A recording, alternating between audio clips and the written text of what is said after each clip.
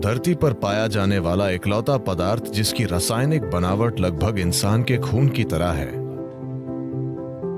अगर इसका यूं ही सेवन किया जाए तो इसका एक तरह से असर होता है, अगर इसका सेवन ठंडे पानी के साथ किया जाए तो इसका असर अलग होता है। खून की रासायनिक बनावट को संतुलित रखना और खून को शुद्ध रखना, ये चीजें जरूर होंगी। बच्चों की बौद्धिक क्षमताओं को बढ़ाने के लिए ये एक अद्भुत आहार है।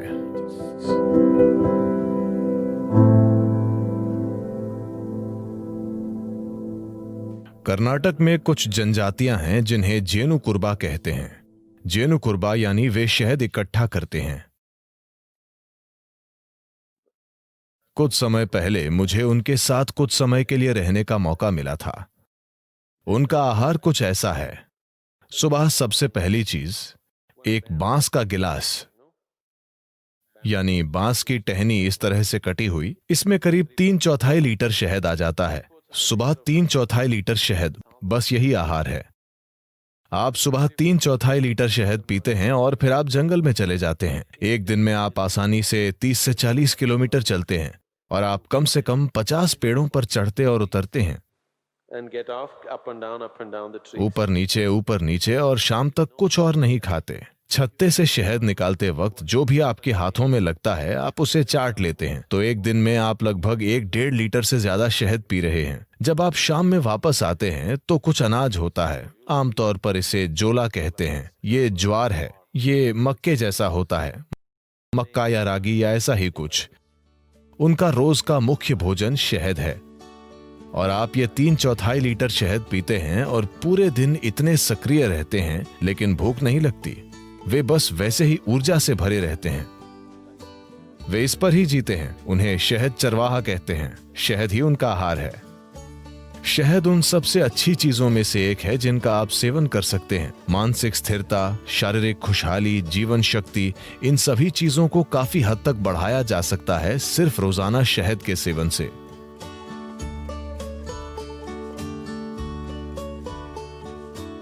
शहद इस धरती पर पाया जाने वाला इकलौता पदार्थ है जिसकी रासायनिक संरचना लगभग इंसान के खून की संरचना की तरह है। अगर आप कुछ चीजें बदल दें तो ये लगभग खून जैसा है। शहद का दैनिक सेवन आपके स्वास्थ्य के लिए बहुत कुछ कर सकता है, खासकर वो लोग जिन्हें अधिक बलगम की समस्या है। यह आपके दिल के लिए बहुत अच्छा है, आपके दिमाग के लिए अच्छा है, यह आपके मन को सतर्क रखता है और ये बहुत ऊर्जा देता है। तो हर दिन शहद का सेवन बहुत कुछ कर सकता है। खासकर अगर आपके बढ़ते बच्चे हैं तो उन्हें रोज शहद का सेवन करना चाहिए। ये उनकी बुद्धि और हर तरह के विकास के लिए बहुत कुछ करेगा। सफेद कद्दू भी। सफेद कद्दू और शहद दोनों चीजें एक साथ मिलकर बच्चों के लिए एक शानदार आहार हैं, उनकी बौद्धिक क्षमता को बढ़ाने के लिए।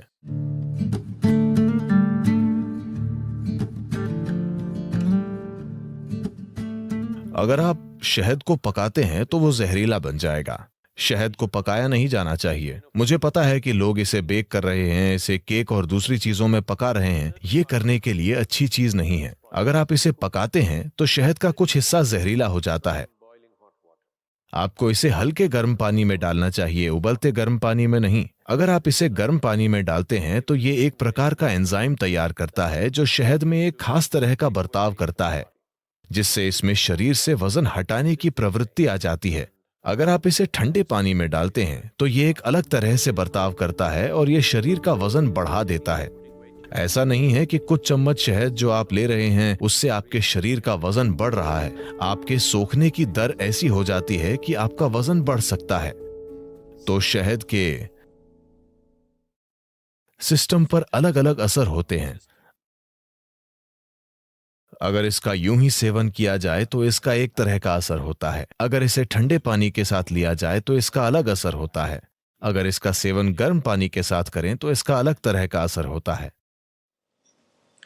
We want to consume it in warm water here because we want the system to open up. यहां हम इसका सेवन गर्म पानी के साथ करना चाहते हैं क्योंकि हम चाहते हैं कि सिस्टम खुल जाए। अगर आप सिर्फ सेहत बनाना चाहते हैं, जैसे अगर कोई एनीमिक महसूस कर रहा है, एनीमिया का मतलब है एक स्तर पर खून में लोहा कम हो गया है, मतलब आपकी ताकत कम हो गई है, ठीक है? आपके शरीर की मजबूती कम हो गई है। आप थकावट महसूस करेंगे बिना किसी कारण के थकावट, क्योंकि जब जरूरी लोहा नहीं होता है तो शरीर के हिस्सों तक ऑक्सीजन ले जाने की आपकी क्षमता कम होती है। इसका मतलब है कि आपका शरीर, आपका दिल, आपका मस्तिष्क सब कुछ कम स्तर पर काम करेगा क्योंकि आपके पास पर्याप्त ऑक्सीजन नहीं है। तो इसे ठीक करने के लिए एक आसान चीज ये है कि आप रोजाना गर्म पानी में थोड़ा सा शहद मिलाकर पिएं और आप देखेंगे कि धीरे धीरे आपकी आरबीसी की मात्रा बढ़ जाएगी। अगर खून में ऑक्सीजन ज्यादा है तो अचानक आपको ऊर्जा का विस्फोट महसूस होगा। अचानक सब कुछ सक्रिय है, शरीर की पुनर्जीवन प्रणाली बेहतर है, मृत कोशिकाएं जल्दी जल्दी बदल रही हैं। शरीर में आप जो आलस महसूस करते हैं वो काफी कम है, मन में आप जो आलस महसूस करते हैं वो काफी कम है। तो शहद का सेवन रक्त संचार प्रणाली में एक तरह का संतुलन लाएगा, जो योगाभ्यास करने वालों के लिए बहुत ज्यादा जरूरी है, क्योंकि आप कुछ तरीकों से शरीर को सीमाओं से आगे धकेल रहे हैं। तो खून की केमिस्ट्री को संतुलित रखना, खून को शुद्ध रखना, ये शहद के नियमित सेवन से निश्चित रूप से होगा, और जो योग अभ्यास करते हैं उनके लिए यह बहुत जरूरी है। और हल्दी से भी ऐसी ही चीजें होती हैं। ये खून को शुद्ध करती है और ये आपकी ऊर्जा में हल्की पारदर्शिता लाती है।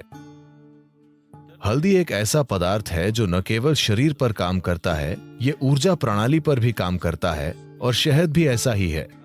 इसका प्रभाव आपकी ऊर्जा प्रणाली पर भी पड़ता है। शहद आपको अधिक जीवंत बनाता है। हल्दी एक तरह से आपको शांत करती है और आपको सहज रखती है।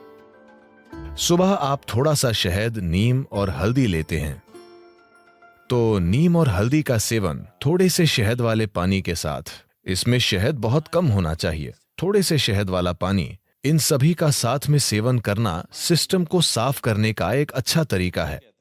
Acts as a wonderful way of cleansing the system.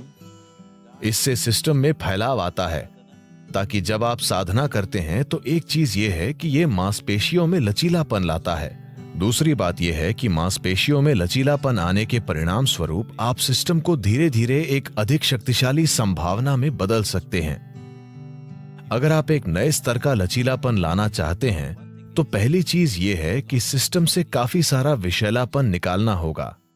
अगर आप सिर्फ पानी का आहार या शहद और पानी का आहार लें जो आपको पर्याप्त ऊर्जा देगा, अगर आप पहले से ही बहुत पतले नहीं हैं, अगर आप थोड़ा वजन कम कर सकते हैं, अगर आप शहद डालेंगे तो आपका वजन भी कम नहीं होगा। अगर आप पर्याप्त शहद लेंगे या आप चम्मच भरकर शहद लेंगे तो आपका वजन कम नहीं होगा। अगर आप 7-8 दिनों तक ये करते हैं तो शरीर से बहुत सारा विषैलापन बाहर निकल जाएगा। अगर आप ऐसा करते हैं तो आप पाएंगे कि अचानक आपका शरीर कहीं ज्यादा लचीला हो गया है।